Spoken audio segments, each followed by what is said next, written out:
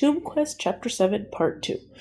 The taxi pulled up at the hospital. They went inside. The waiting room looked a little different in the daylight, but it smelled the same. The scent of chemical cleaners tickled Red's nostrils. Underneath the bright scent of fake lemons, she could just make out the last stubborn traces of sweat, urine, and decay. Almost immediately, a nurse came out to lead them up to Alex's unit. A sign read, Pediatric Intensive Care. Sick kids, thought Red. She couldn't believe how nervous she was.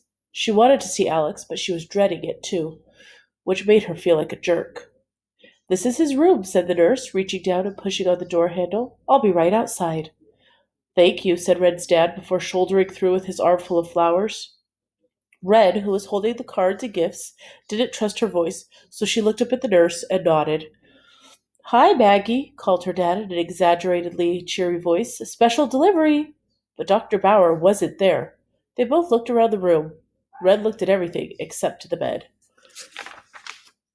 That's weird, said her dad. She's not back at the museum, is she? Said Red.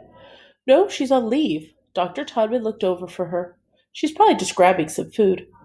Red found a table and unloaded all the gifts except the one from her. It was a book. She knew Alex couldn't read it now, but he had enough flowers, and she knew he wouldn't want another stuffed animal. The room was dimly lit, and the blinds were closed. Red looked at the sunlight slipping in around the edges until finally she was ready to look at Alex. She did it in one quick motion. Like tearing off a bandage, she thought, and then hated herself for it. And then there he was. Alex had always seemed kind of large to Red. Really, everyone seemed large to Red. But not now. Now he seemed small, swallowed up by the bed and shrink-wrapped by the sheets, except for his head, shoulders, and arms. His arms had to be outside the sheets, she saw, because they had so many things going in and out of them. And then there was the mask, and the hose that led from it to the machine it led to. She had known it would be there. She'd recognized the Darth Vader sound of mechanical breathing from the hallway. Alex's face looked the same, but different, as if a thin, clear layer of wax had been brushed over his tanned skin. Less animated. Those were the words Red settled on, because it was the nicest way to put it. She watched him closely, looking for any signs of movement. A blink, the twitch of a finger. Nothing. Hi, she said.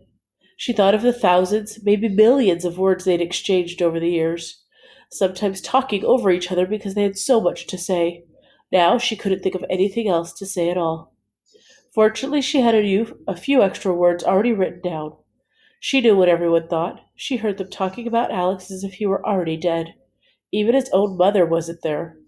Red had no control over any of that. All she could do was make up her own mind. As her dad bustled around the room, looking for flat surfaces and containers for the flowers, Red slid the book across the crisp, flat sheet and under Alex's hand. It was a paperback copy of Watership Down. Her class had read it in school that spring after he'd left. She hadn't liked it that much. Rabbits don't talk. But she thought he might. Inside there was a $10 gift card to the bookstore. Her mom had bought the book, but Red had bought the gift card on her own. It read, To Alex, from Red, for later. He was her best friend, and she would not give up on him. That's the end of Chapter 7.